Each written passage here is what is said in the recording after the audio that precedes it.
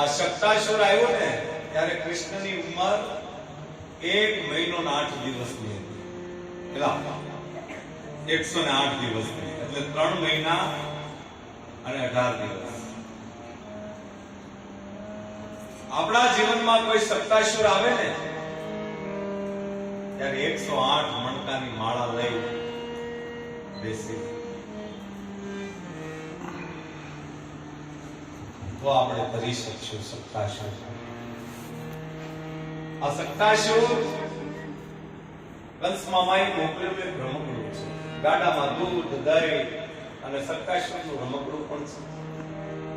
પણ અત્યારે યશોદાને એમ થયું કે લાવને આ કૃષ્ણ જન્મ થયો ત્યારથી મેં કોઈ ગોપીઓનું સન્માન કર્યું નથી, આજ મારે સન્માન કરવું છે, ગોપીઓને અનેક દાન દેવા છે. એટલે યશોદામાં તૈયારી કરે છે. પણ મેં કીધું એમ યશોદાના ઘરમાં સકડાશ હતી એટલે કનૈયાનું પારણું માએ ગાડા નીચે ફળિયામાં મૂકી દીધું. ઉત્સવ કનૈયા અને માં કનૈયાને ભૂલી ગઈ છે. તમે તમારા ઘરમાં ગમે એ ઉત્સવ કરો પણ ક્યારે ભગવાનને ન.